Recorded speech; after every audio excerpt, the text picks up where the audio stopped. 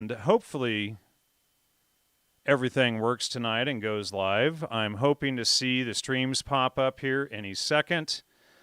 So, what will we see? Will they come up and go live? I'm not seeing anything happen yet. Let's pray that it does. Oh, I see it on Facebook. There it goes. That's good to know. Well, at least we're live on Facebook, so we'll just keep going, and if I can't get it anywhere else, I will have to re-upload it. So hopefully it's recording. Sorry for the interruption there. So this is the first time I've tried to broadcast on a multi-stream, and I do not see it broadcasting on YouTube, so I'm not sure what's going on there. Maybe it showed up somewhere else on the YouTube page. But today I'm with David Douglas. Sorry, David. Just trying to figure out where the stream is there for people to check out, and hopefully it shows up. But it looks like it's at least live on Facebook. So it looks like we have a little bit of a snafu going on there, unfortunately. So how are you doing this evening? I'm good. Thanks, man. How are you? I'm doing well, and it's good to have you on. You know, it's nothing like, 12 years. I mean, wow, it's been a long, long time since we started the show. And you had caught a show I had done, about 9 years ago, almost about a little over 9 years ago, 8.5 years ago, back in 2011. Yep. And kind of set my life in a whole new direction.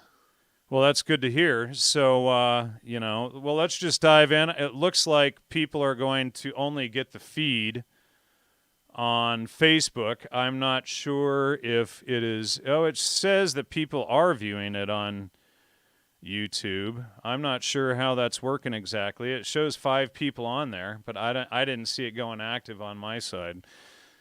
So anyway, whatever. We'll have to fix it later on and re-upload it if it doesn't go. Right on. Well, you had seen an interview I did, ironically, on the JRE or Joe Rogan Experience show. And when did you see that episode I had done? I'm pretty sure as soon as it came out, at least, late 2011, early 2012. Okay, so I did that show around late June, early July 2011. It may have been July 11th or so, That sounds about. 2011. Yep. And you gave your email address out, and I reached out to you, and you kind of helped give me a little bit of guidance. And then I spent until October of 2012 just researching things and trying to make the right choice before going down to Mexico to get clean. And so, well, let's talk about this. So basically, on the Joe Rogan show, I had talked about a psychedelic drug called Iboga, which the extract is called Ibogaine, Yep. that somehow stops and interrupts opiate addiction. And when you come off of the experience, there is no withdrawal from the opiates, which would typically last a week or two. And then there is no craving for it as well. Is that correct? That's correct. Um, I can't speak for everybody, but for me, there's still a very large adjustment period. Um, it was really the first time since like 13 years old that I had gone sober. So, yeah, it was a lot of, I guess, sensory overload for quite a while after taking the Ibogaine. Yeah, so what I'm going to do, folks, sorry to interrupt you. I'm just going to try to post the link to the show for people who are watching it live. I'm going to post the link to one of the groups to see if people can find it there. I do not see it coming up on YouTube, but it is broadcasting everywhere else.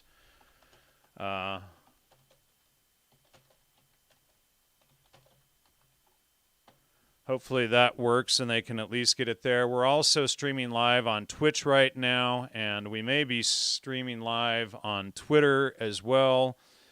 Yes, we are streaming live on Twitter right now as well, so people can catch it there.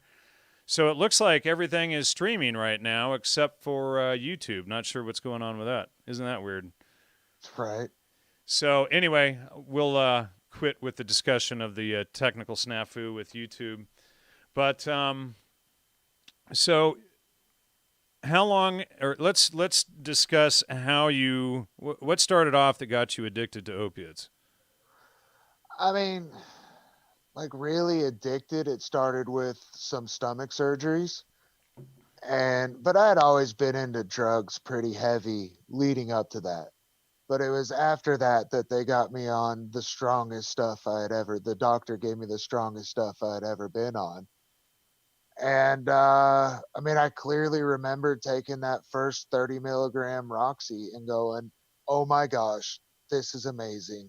I want to feel this way forever. Uh oh. What is And Roxy? it's like pure Percocet, I guess. Oh no. Roxy Cotton. Okay. Yeah.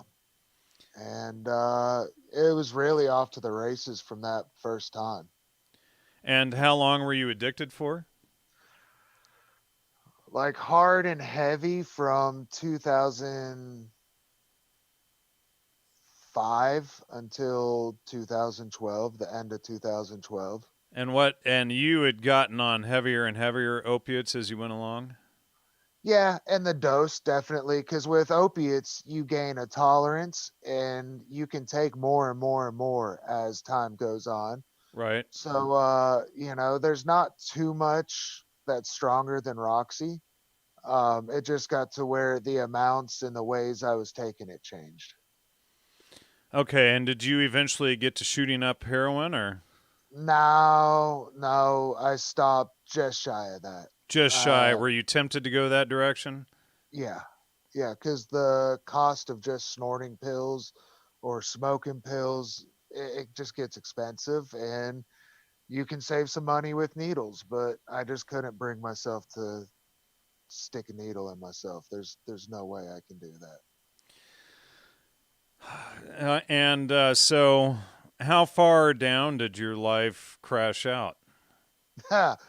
Completely, So totally. tell us about that. Where were you, and what was the progression of it all? What was Well, your I life mean, doing? I've been a plumber for about 18 years, so I've never a huge living, but a good living. I'm able to make a good living. And at the end, it started off with a house and a family, and then we split up, and it went to a trailer, and then to a shittier trailer, and then to a camper. When I, finally figured out something had to change, I was living in a tent at a campground down on the river here in Asheville because that's all I could afford. Some people are saying they are seeing the YouTube feed, so apparently it's working. Good on that. Now, Mr. Winters says, I found the best cure for opiates is true work on family, community, purpose, focusing, and working with those every day. And what do you think about that? Yeah, I think, you know, I don't know to tell you exactly what was missing or whatever from my life, but I had to figure out who I was and figure out what I needed to be happy to get past all of that. I think people turn to opiates or drugs in general because there's something lacking in their life. Right. Family's good, all of that's good, but unless you figure out your own mind, you're never going to stop the issue. I don't believe. And you had the kids after you got clean? I had my daughter before. My daughter was 6 when I got off opiates. That poor girl, the first 6 years, let's be honest, the first 8 years of her life were rough. Because the And first were 2 years, taking her to camps and tents and stuff like that, or what? no, I'd get her and like go take her to dinner and hang out with her and then take her back to her mom's. Once I hit the point where I was in the tent, except for summer break when she thought we were just hanging out and fishing to be fun. She'd stay with me on summer, but the rest of the time she was with her mom. Okay, so she didn't get much time with dad, and No. okay. Well, so how old was she when she started getting time with her father? Uh, I mean, 8 or 9. Eight You or know, nine. So she yeah. lost all those years with you, essentially, right? I was there, but I don't think they count. You know, and I think I caused my daughter a lot of hardships and a lot of like developmental growth that she missed out on.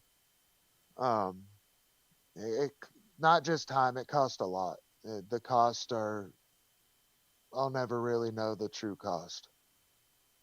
And how is she today? She's awesome. And you Uh, have 50-50 custody now, or? yep, 1 week with her mom and 1 week with me. From going to Mexico and being homeless, I am now a homeowner. So things have changed quite a bit over the years, and my wife is a really good woman and a great influence. And thank you, Mr. Winters, for the $50 donation just now. Much appreciate the contribution and the support. And so it looks like it did go live, just on a different feed. So we found the proper feed there. It's strange. I don't know why it didn't go where it was supposed to go. But all right, so back in 2011, I go on the Joe Rogan Experience. Talk about that. How did that hit you at first? You had said, we were conversing before the show, and you had said that it was like some, like, talk about what the experience was. So for me, when he went on that show, the only thing I heard was there's hope. Like maybe I'm a coward because I couldn't, excuse me, kick the drugs myself. I had, I had tried and I just wasn't strong enough. So to hear you talk about the Ibogaine and you broke it down logically and explained, you went into a lot of detail on it. And for the first time in quite a while, I thought maybe there was hope for someone like me. Now, I back in about a year, about 14 months before I went on Joe Rogan's show, I had done an interview with Dr. Deborah Mash called Clean, Ibogaine Clean, and it was episode 76 back when it was the Gnostic Media Show. And she's pretty much the world leading expert on Ibogaine. And so she and I had discussed all of this. So I have to give her credit. And she was, excuse me, working, I believe, out of the University of Miami, and she had the largest brain collection in the world and was studying brains for damage done by drug addiction and all of that. And we had a pretty good interview. And, in fact, the interview is almost 2 hours long. And so it was about, like I said, 14 months after that, I'm going on the Joe Rogan podcast, which was episode 119. So that dates it. That's like over 1,000 shows ago on his show, and so we, I'll be honest, I haven't been friends with Rogan since that interview. That was the hands down worst interview I've ever done. Rogan and I were friends for about 8 years before that. And he interrupted the entire show to tell dick jokes and whatnot. And by the time I left this was back when he was doing the show from his home. By the time I left, I was just like, you know what? This is nonsense. And so, it was quite the experience for me. And and so I left it thinking how awful it was, and then I had over probably 1,000 emails from his audience apologizing to me for his behavior during that episode, and he clearly didn't want me to say what I was saying during that episode. And that was when I started exposing that Gordon Wasson was part of the CIA's MKUltra project, subproject 58.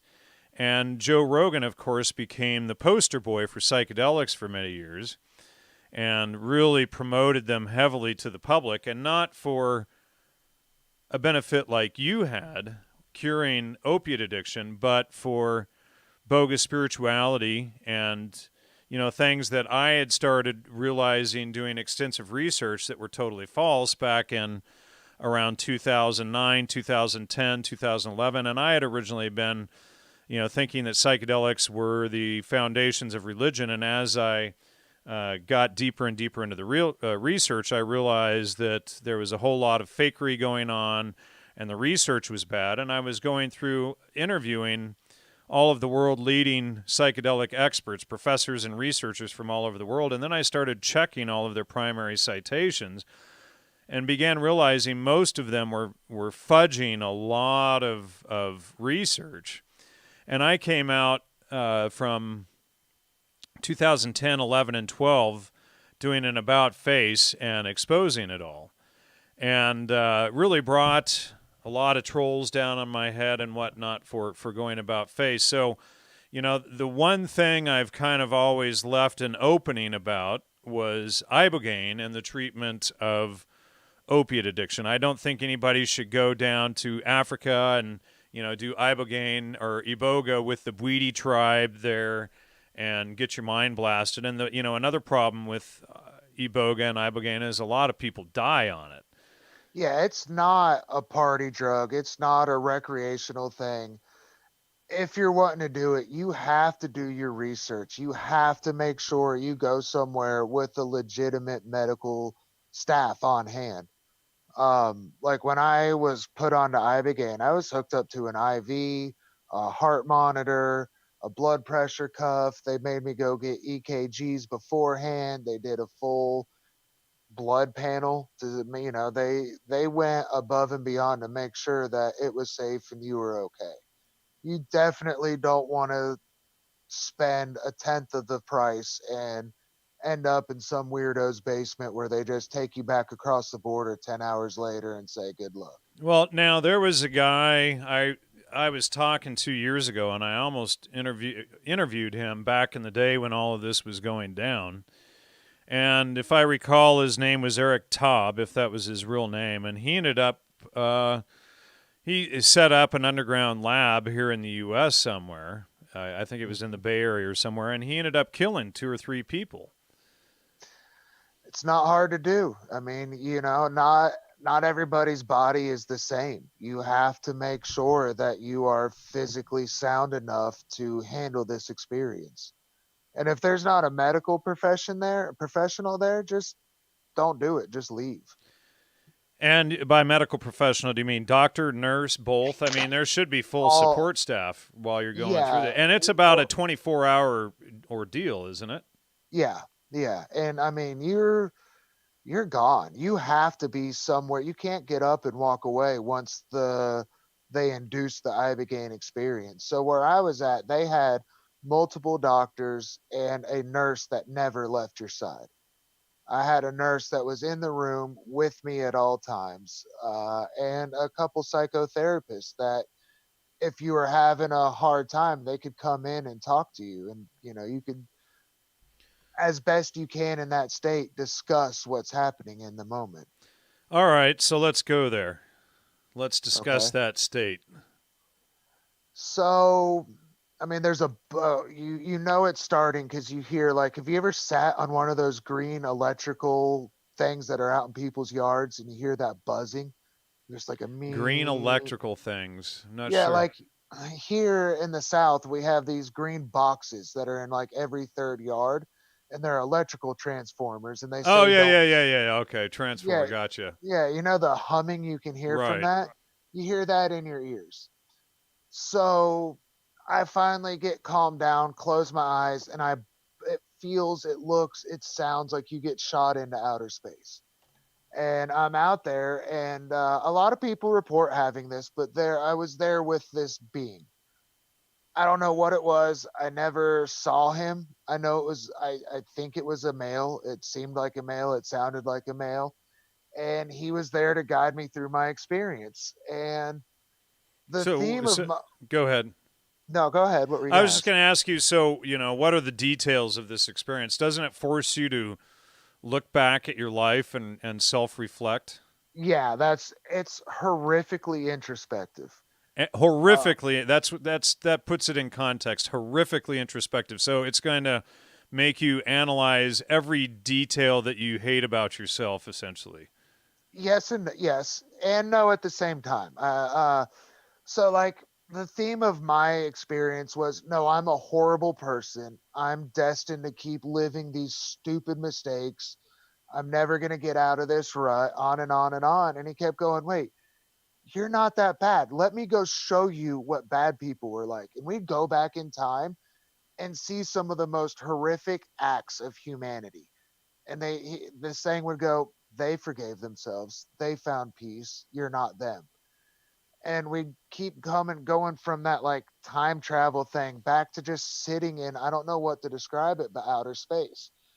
So I mean I and maybe I have the chronological order wrong, but at one point he goes, all right, I want you to picture the absolute worst thing you have ever done. Just imagine it, replay it in your head. So I pull it up, and as I'm pulling it up, I can feel something get pulled out of my head.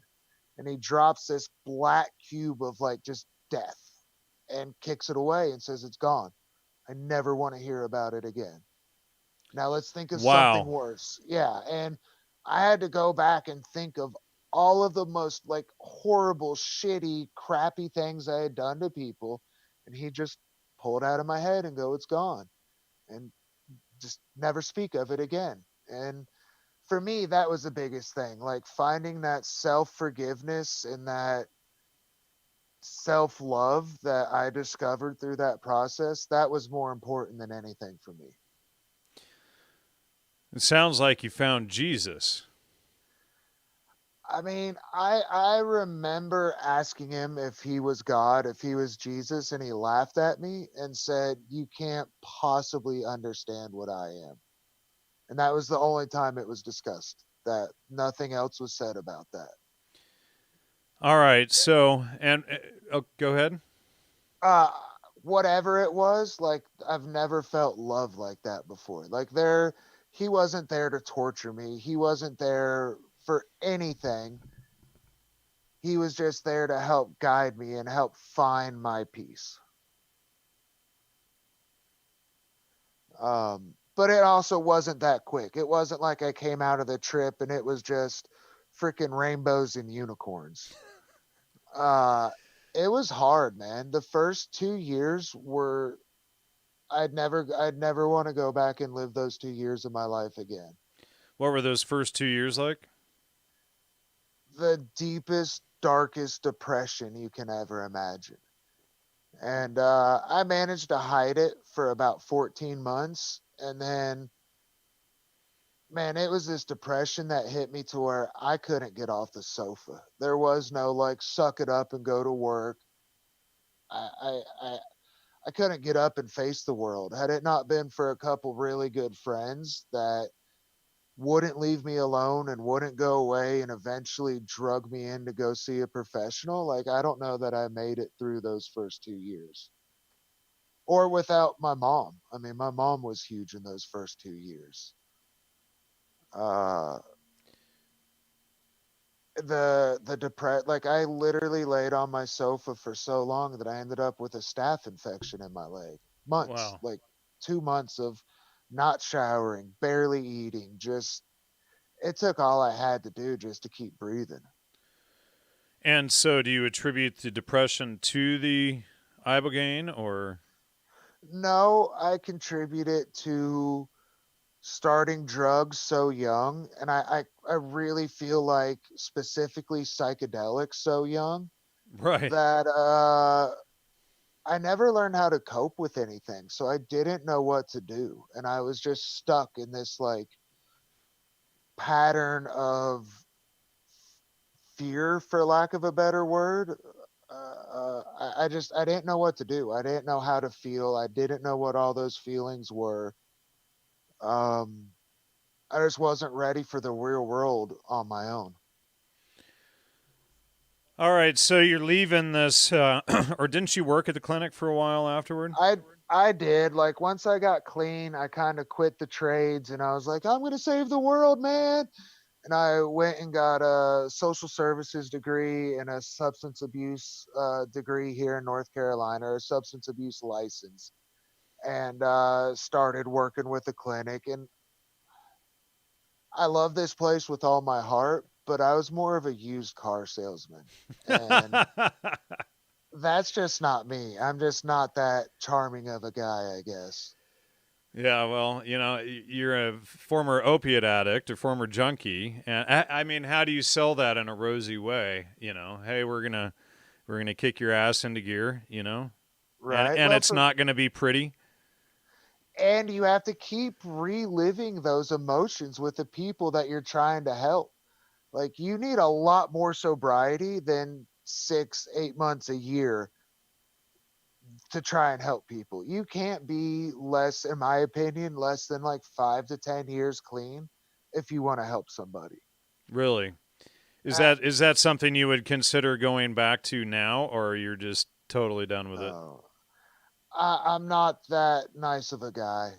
Um, Well, you gotta, it takes that's a a good thing considering nice actually means stupid or foolish. So that's probably a good thing you're not that nice.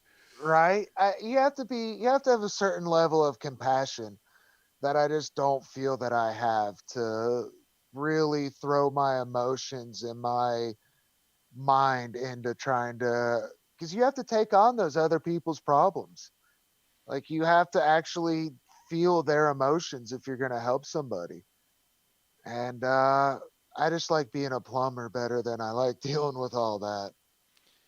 Just somebody in the audience seeking truth in Christ says that he suffered from severe depression too, severe, boy, 3 times, and the medications helped a bit, but then he felt more depressed. Did you have to go on medications for the depression and whatnot? I did. I went on I want to say it was like 75 or 100 milligram dose of Wellbutrin. Basically the lowest dose that they offer. And were you afraid to go on any drugs considering your prior Yeah, experiences? I wouldn't. I refused. And I did my I don't like to just trust other people, so I like to do my own research and I'm no doctor by any means, but all those SSRIs and mood stabilizers, they really scared me. Yeah, And from for good everything that I reason. had, right? And everything that I had read, after opiates, you're lacking in dopamine, which is what Wellbutrin helps with, to the best of my understanding. And I really found that that low dose Wellbutrin was enough that I could get out of the bed and face the day. I've been off it for about 2 years now. I just didn't feel the need to keep taking it. And it's amazing when you actually turn your life around and you are living. I know it sounds so cheesy, but like living your best life, like doing what you're supposed to do and reaping the benefits of hard work. It's amazing how your stability can change. Right. So going from a totally fallen state, living in a tent, to owning a home, working solidly, having Not now, just working solidly, I got my plumbing license and I'm my own boss now. right. It's great. Like life really can be good when you do the right things. And now you're remarried, Hmm. correct? Yep. And you have a new baby, is that correct? I have a 1 year old son and a 2 year old son. So that's got to be pretty big. So now you have 3 kids, and what is their life like compared to your daughters? Completely different. They've It, got a dad that's home at the end of every day that's not. I mean, when you get strung out like that, like you're down to like a reptilian level. Those drugs take over everything. Like your hunter gatherer needs are fulfilled by drugs. So my daughters, I was there, but I wasn't there. My boys, I'm here, man. I'm not worried about getting high. I'm not worried about going out. Like, I went out during the day. I did my job. Now I'm home with you, and my job is to make y'all boys into men. And I take that very seriously. And I take making my helping my daughter become a woman very seriously as well. Is your daughter spiteful at all, considering that the boys get, different treatment? No, no, she is the best big sister. I really feel like being here and being around her brothers, watching them grow up, instead of being spiteful, she's a good enough person that she's been able to absorb the experiences she missed and help fill in the pieces that were missing for herself. Now, going back, had you not heard that Joe Rogan show with me on it, do you think you would have been able to get clean? No, no, I wouldn't be talking to you. I'd be another number that overdosed and died. You really think that you would have overdosed? Yeah, not like I wouldn't have killed myself, but man, do you know how many, all of the, not all, that's an exaggeration, but so many of the people that I used to run with are dead. And I've always been an extremist. I always dive. I always take things too far. And I was well on the path to just taking one too many, and that would have been a wrap. I had tried twice before to get clean, and just uh, I couldn't. The withdrawals, what, the vomiting and all of that? The withdrawal, the pain, man. I know they say it's not real pain, but damn if it don't feel like your bones are breaking from the inside out. Really? Yeah, I've never felt pain like the pain of being dope sick. I hear people say, "Oh, it's just like the flu," blah blah blah. Man, it wasn't just like the flu for me. I've had the flu before. It's nothing like being dope sick. Huh. So, and I mean, my entire life from 12 years old was drugs. Wow, that early. What were Yeah, what got you started into drugs? I don't know the answer to that. All I know is from a child. Like, I remember I got my tonsils out and they gave me pain medicine then, and I remember going, "Oh, this is how you should live life. This is the where it's at." Um, it started with weed and then acid and coke and ketamine and speed and ecstasy. And I think I was 14 when I was 12 when I first smoked weed, 13 the first time I did acid. And I want to say it was like 14 started with coke and meth and ketamine. And my entire life revolved around just staying high. And I mean, I went from 13 to 30 being high on something every single day of my life. And and then you look back and you think, where did those years go, right?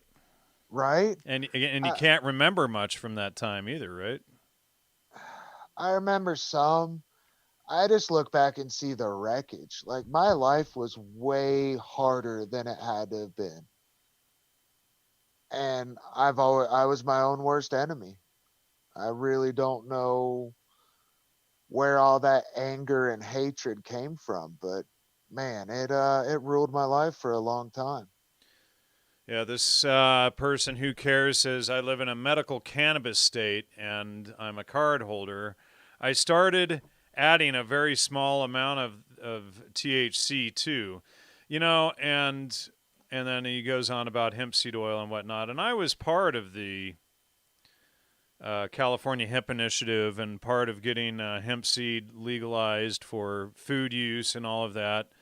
And I don't do any of that stuff anymore. I mean, I'll put, hemp seed on my salad or something sometime, but there isn't really much positive that comes out of any of that stuff. And, for those of you who take medical marijuana, and I don't care if it's CBD or THC or, whatever, most of the problems are caused by poor diet.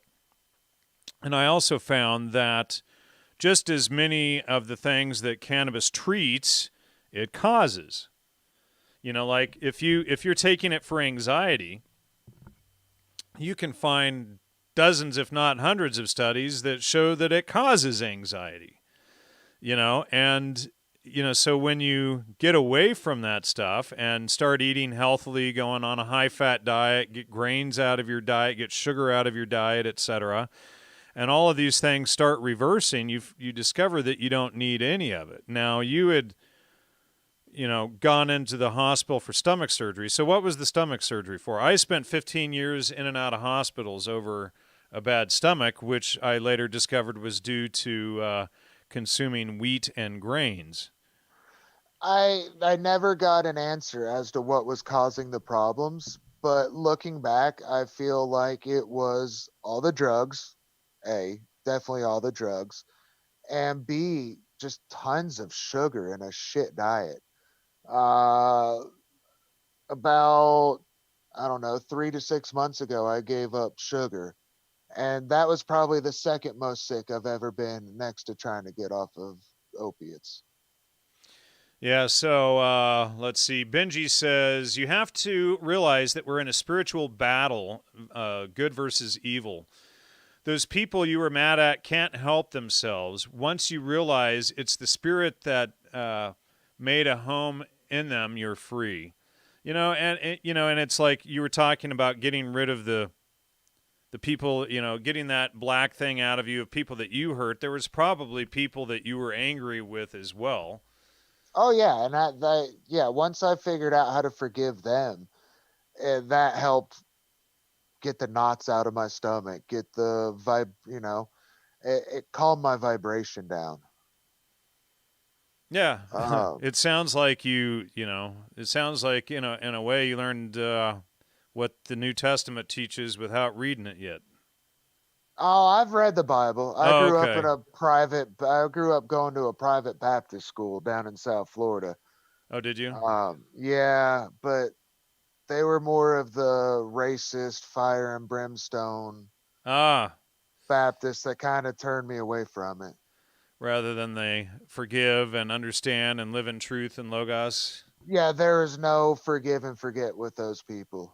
It Oh. was yeah, it was crazy. So how and then it's like, how do they live in such stark contradiction with what the Bible actually teaches? It's really easy to take what you want from any writing that's ever been written. You can spin anything to make it work your truth. Now, just to let the audience know, we are simulcasting tonight for the first time between Facebook, Twitch, Twitter.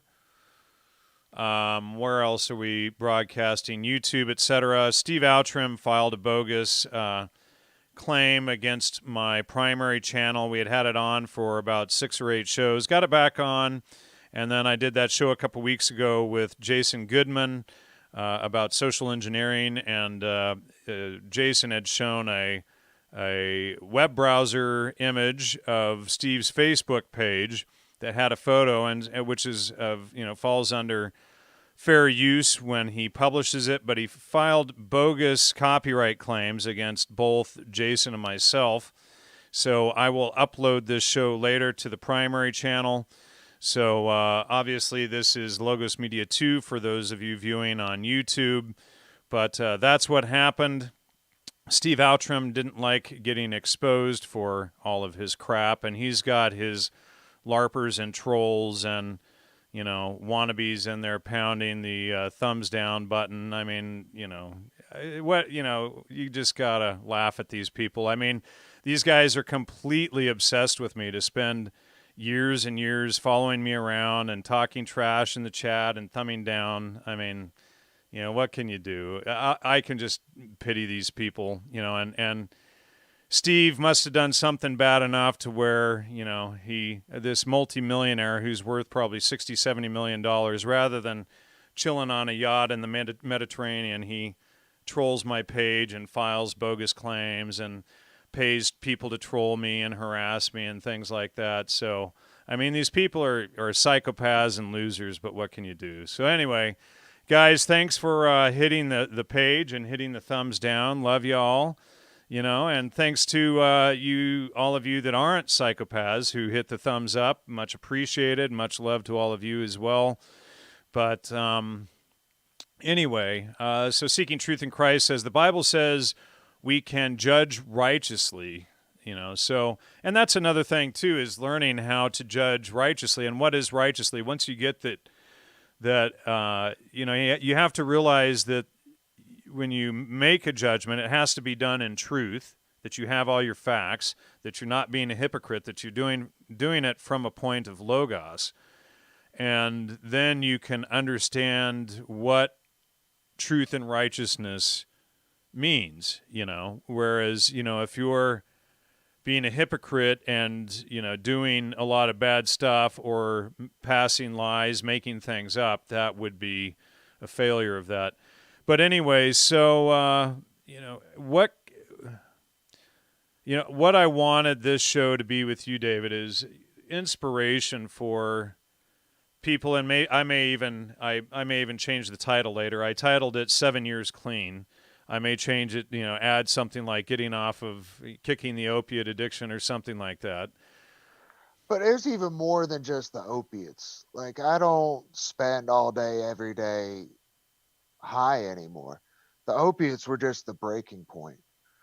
And like I said, I don't try to point fingers or any of that. I don't know what led me down to the road that I took, but I know that there's a lot of people that are living the same way, even if it's alcohol or whatever. But there is hope and help and change out there. That's the most important thing. We got to figure out how to get people lifted up and whatever this epidemic is in this country of loneliness and emptiness and people filling that void with garbage. Right. Well, and I started this show, so this is episode 1 of year 12. I started the show interviewing all the world's leading psychedelic experts.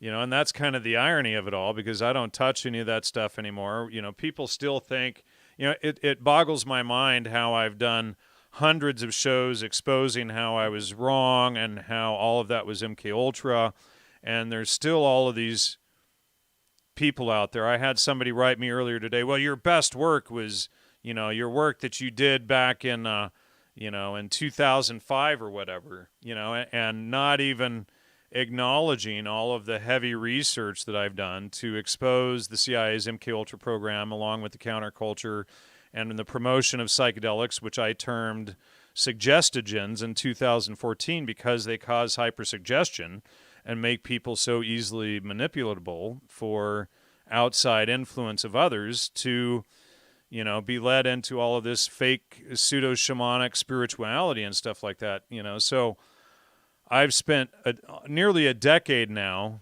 peeling myself away from that and helping people understand what it was. So this is actually, David, like the first show I've done in years stating anything pro psychedelic, and I haven't touched a show on Ibogaine for almost a decade now, so, and I told you I didn't want to make the show Ibogaine focus. I know it was important for your treatment. Do you know of any other ways that people can, get clean? Because obviously Ibogaine isn't legal in the U.S., and obviously if you go to one of these underground clinics here, you may end up dead, and then on the other hand, you may end up dead from not doing it. Yeah, for sure, don't go to an underground clinic. For sure, if this is the choice, and I say if very strongly, you need to, find a legitimate place, do your homework, all of that. If someone wants to get clean the good old fashioned way, then find a long term rehab facility. 30 days, 90 days, that doesn't cut it. You need 6 months to a year removed from your setting to just focus on you and nothing else. And you have to be so selfish at that point in your life that you can't care about anybody else for a while. It's all about you, but in a positive way. You have to like really be ready to face some nasty, nasty truths and move forward. So, what was the nastiest truth you faced about yourself? Are you willing to talk about it? I mean, I've done so much.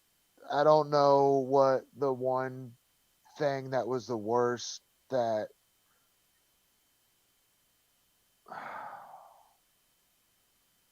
yeah, I'd rather just leave it as I've done some really bad stuff.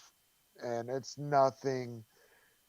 And a lot of it happened before I was 18, Yeah, when I was a very young man. And I carried that guilt around for a long time.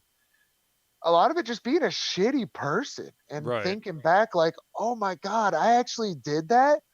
Like, what? And the guilt that people don't realize how one small choice can end up being a ton of guilt on your back 10 years down the road. Um, there's too much to name. I was just a shitty, shitty human being, just a bad person. And I didn't care.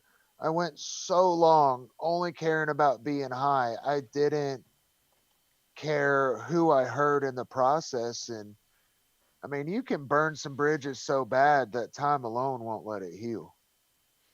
So, did you ever reach out to people to try to make amends? The ones that I could, yeah. And be honest with you, I'd say a large percentage of them just told me to fuck off. They didn't care any, and I don't blame them. They didn't care about easing my conscience. Why would they? Right. And so that's all stuff I have to deal with, and I have dealt with, and I've learned to let go. Um, One of the hardest things, man, is like being in this town where I got so strung out and then got clean, is running into some of those people and the looks they give you. It just will, like, man, it'll crush you. It's People don't forgive well. And, I want them to see me for who I am now. And man, when you see someone look at you like a worthless junkie, it crushes your soul. Right. And you're like, but wait, I did the Saul to Paul transformation here. See me now, not how I was when I was Saul. Yeah. Yeah. But you know what? All I can do is just be me, keep doing my own thing. And man, being honest with yourself is more important than anything. The second you start lying to yourself, you're screwed. So if you're not taking an honest account daily of how you're living your life, man, you're going to end up in a dark place real fast. Right. Uh, and if you want to get clean, know that it's going to take a couple years. There is no, even Ibogaine is not an instant cure. It keeps you from being dope sick and all of that. But you still have to face, like, what led you to this point? What were you hiding from? What were you, you know, uh, I don't remember who said it, but I heard someone say addiction happens for two reasons. You are trying to make up for something that happened to you that was bad, or you're trying to fill a hole where something that was supposed to be good never happened to you. So you got to figure out, where is life gone that this is where you're at now. And that can be a pretty nasty, at least for me, it was a nasty thing to face. And what do you say to, well, what do you say to people out there who are young and thinking about getting into drugs, or people who have had surgery and getting on painkillers? There's better ways. There's there's so many studies now that show Tylenol and Advil together are more effective for pain medication. Um, and I know you probably don't agree, but I'd almost tell, especially if it's a legal state, try some edible marijuana instead of an opiate. Um, you know, just find a different way. There's better ways than opiates. And as far as partying, at this point in time, I mean, you got to be about stupid to think that opiates are cool to just, and pardon, I don't mean to sound so harsh, but at this point, there's so much evidence. Like, no, that's not a party drug. What is a party drug? You know, Well, and especially go ahead. in this day and age, you might think you're getting a party drug, but you're getting a bunch of like what's that new stuff called that's killing everybody? Fentanyl. You don't know what you're getting anymore. And what about the psychedelics? I mean, that's a whole other thing. And it's like I remember going to my first Grateful Dead show and all of this crap, and then you realize later on the Grateful Dead are a bunch of government agents. Uncle Sam playing in a rock and roll band, Right? and selling drugs all over the country and destroying thousands and thousands and thousands of people's lives. And then you got this Phil Lush character going around saying we got to ban guns now. And it's like, dude, you single-handedly have been responsible for the death of, how many tens of thousands of people that got hooked on your drugs. And I'm Phil Lush, really, but, Lush. But, and these guys promote all of these drugs and then go out virtue signaling that we shouldn't be able to protect ourselves from socialists, Right? Ah, look, man, whatever you're going to do, be your own person. Don't be a puppet. Think for yourself. I don't think psychedelics are meant to be taken with a bunch of strangers in a weird setting that you have no control in. I don't advocate for anybody to do it because I don't know what your mind's like. I don't know what any Right. one person's mind's like. I mean, I guess, Well, I mean, and when you look at how the CIA manufactured the pseudo shamanic spirituality around it, which I wrote an article in Theogen's What's in a Name exposing that. I did an article, Spies in Academic Clothing, showing how all of the academics who were promoting it were frauds and working for the CIA's MK Ultra program. That the psychedelic counterculture itself was the actual MK Ultra program, not this, like the Manchurian Candidate, Search for the Manchurian Candidate was like a small little thing about it, but then they throw that out to the public to make that look like that was the real MK Ultra agenda. And then they, publish all these books like, Marty Lee's Acid Dreams, which is one of the worst books on MK Ultra out there, telling people that LSD and the psychedelic drugs didn't actually hold any value for mind control. But once you grasp that the counterculture and the hypersexuality and the drugs and fornicating in the mud at Woodstock to your rock idols, you start getting the whole picture of what they were really doing. And it's like, once you get that they're promoting rock idols or graven images through this stuff, and that these rock stars are promoted as sort of Pied Pipers to mislead youth, then you can see the whole big picture of it and how effective it really was. But if you go with this mindset that, oh well, I'm going to regurgitate dumb crap like Marty Lee's book and Acid Dreams and claim that LSD and these drugs showed no value in mind control, all you have to do is point at a Grateful Dead show or a Dead and Company show these days, and all of the wipeouts that show up at these concerts and dressed in their Grateful Dead uniform of tie-dye and dreadlocks and whatever, and every one of them is a uniform, and you can point at each one and how their life has been wiped out by these practices. yeah. And I think that a lot of that is why, like, I can't get a young helper to come to work because it's not cool. That's, uh, it seems like I know that's a jump, but it No, feels like all that kind of goes together. it's not at all, because I've exposed so much the extended adolescence that's promoted through the sex, drug, rock and roll community, and when you look at the millennials, they're so wiped out, even, they think that intelligence is about, being pro-transgender or pro-gay marriage, not about working hard and not about, getting your life together. They want to screw their lives off and not even get their mind around what it is to have a family or build a life, build a home, build a company, and buy a car, buy get a a car. license. Right.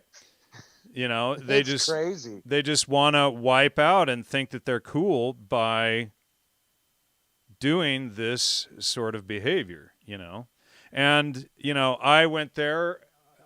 Probably wasn't as deep into it as you. I was, I worked on the California Hemp Initiative. I worked to legalize industrial hemp and medical marijuana.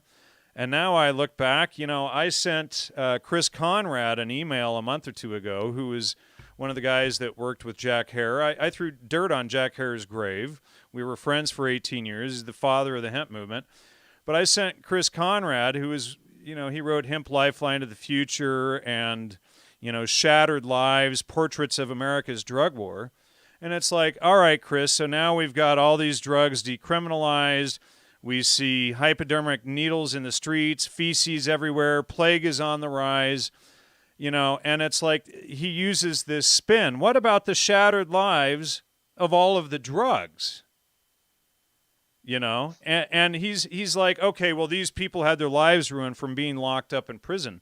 And then there's the whole libertarian view that people who sell drugs should have the right to do it, and it's the taker's choice. But, the libertarian point of view is that they're not responsible for the families and the lives destroyed that they promoted these drugs to. There's no responsibility downstream. It's like, they want to promote pornography, and it might destroy your marriage getting caught up in pornography.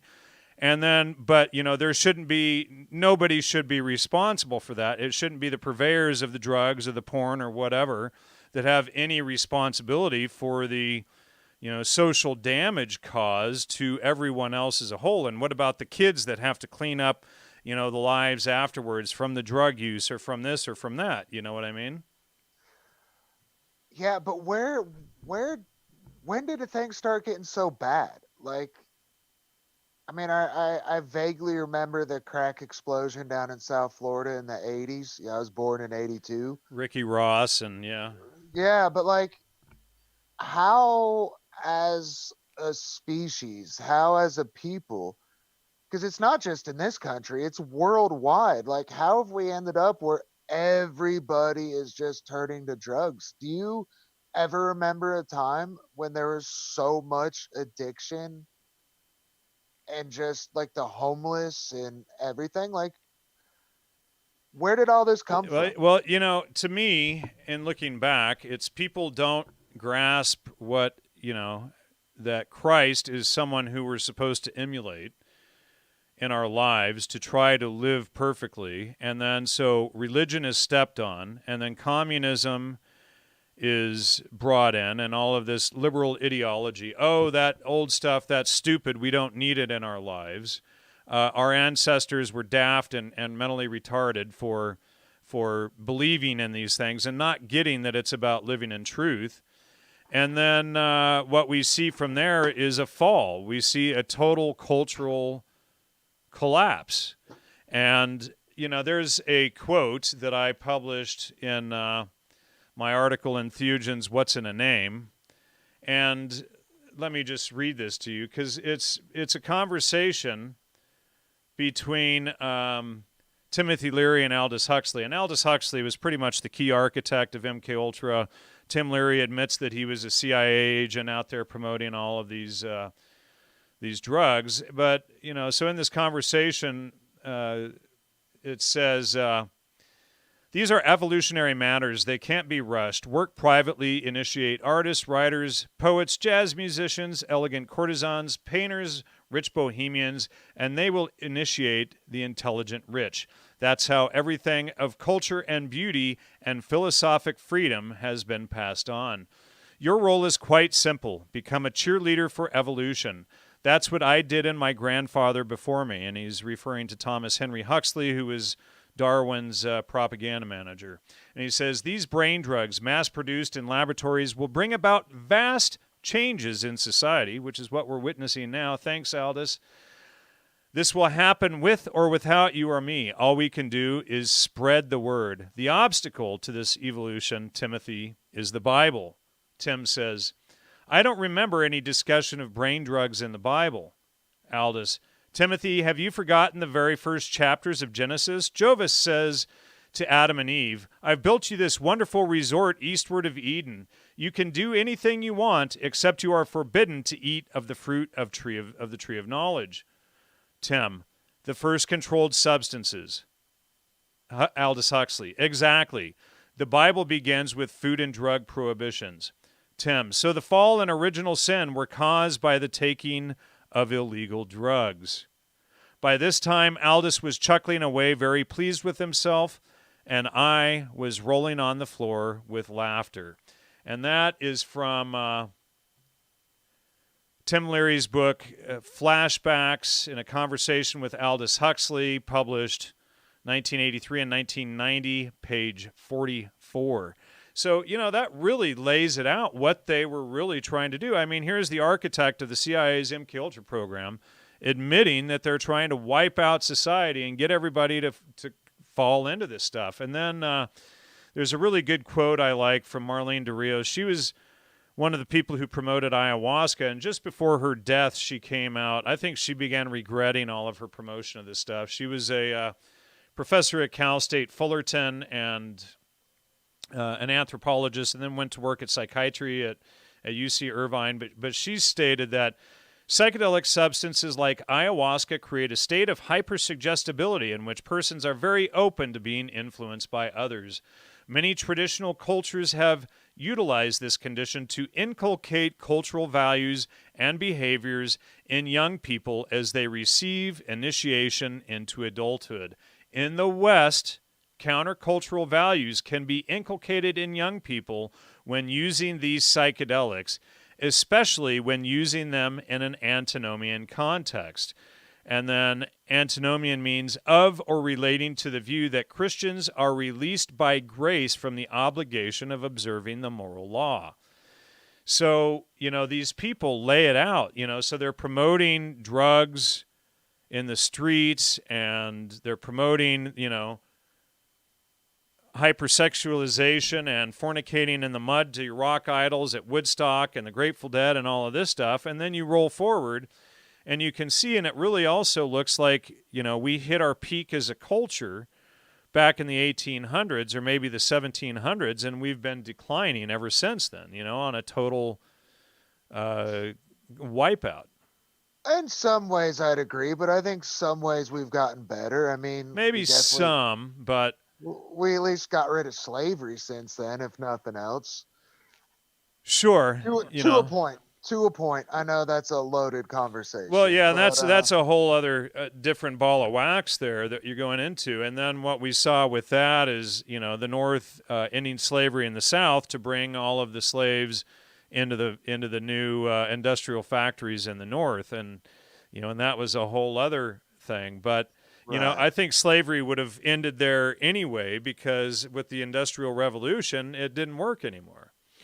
You think maybe part of the problem too is life is just too dang easy now, and we got a bunch of just soft ass people that don't know how to handle a little bit of cold or a little bit of weight, or a joke that they disagree with or anything else. You have these safe zones and soy boys and all of this stuff now. Men are not men anymore. Women are busy trying ridiculous. Women are trying to be men.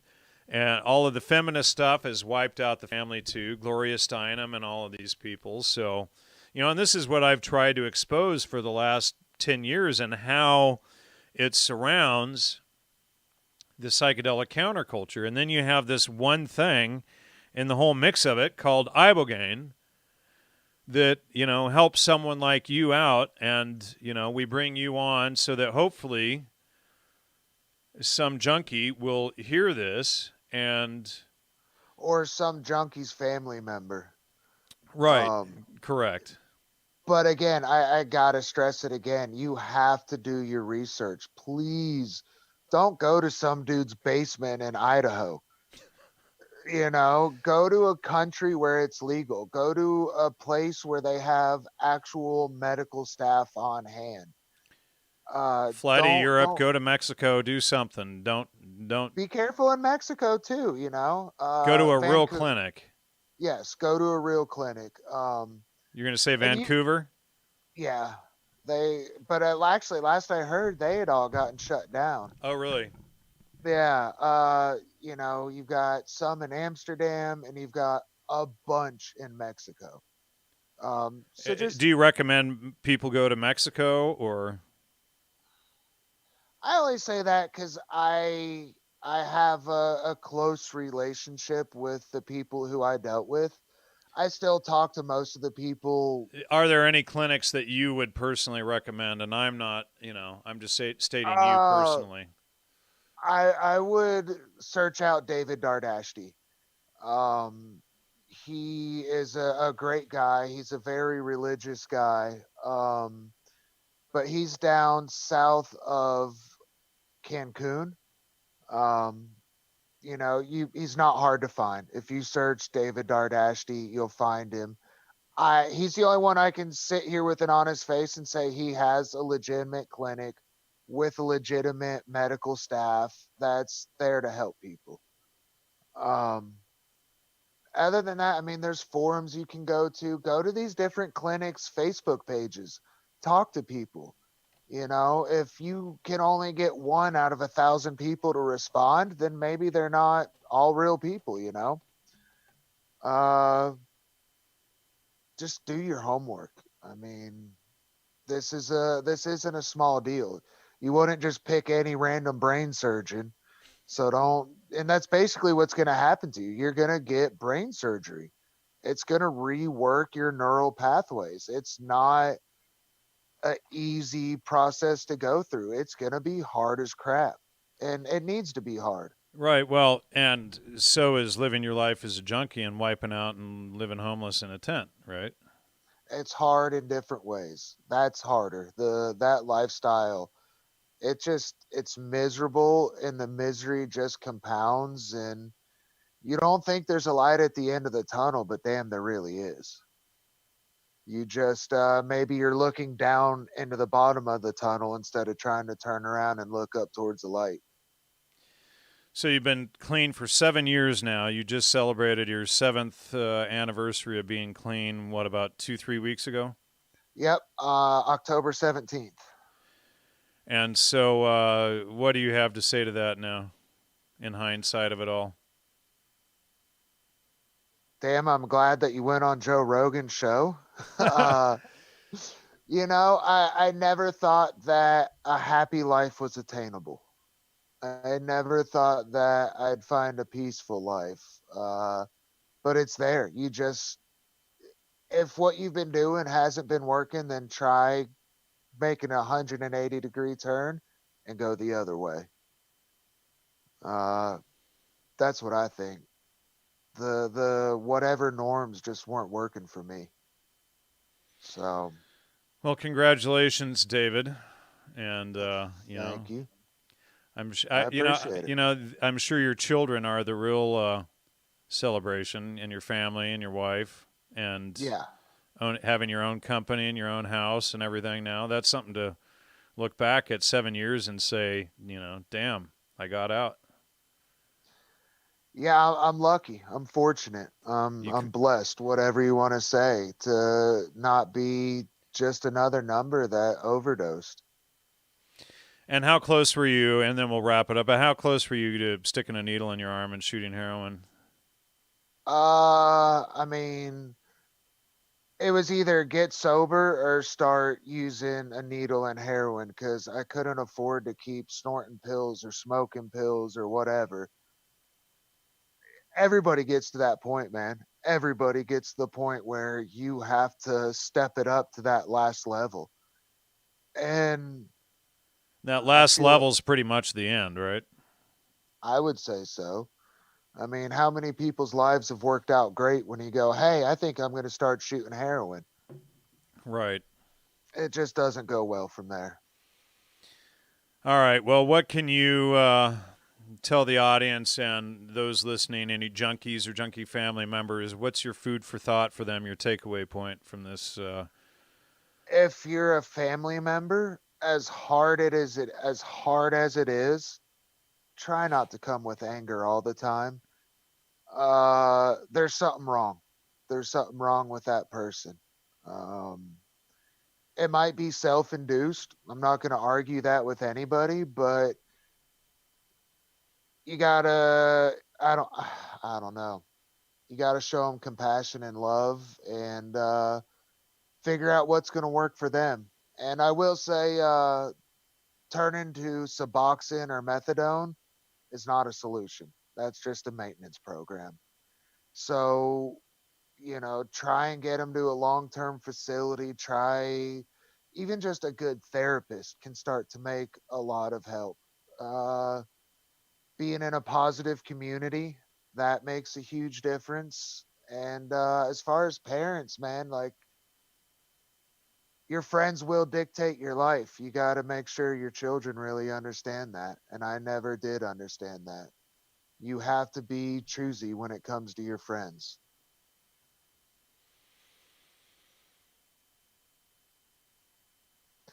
and look Yeah. for the signs. There's signs. A lot of people say they never saw the signs that their loved one was going down so bad. I tend to believe more it's they didn't want to see the signs. Face those hard truths as a parent or a family member of someone that's struggling with drugs. Yep. And people are telling you congratulations in the chat. Good job. Who cares says heroin was something you just heard of and didn't see around. Now it seems to be as easy as getting a bottle of booze or a pack of cigs where I live, readily available.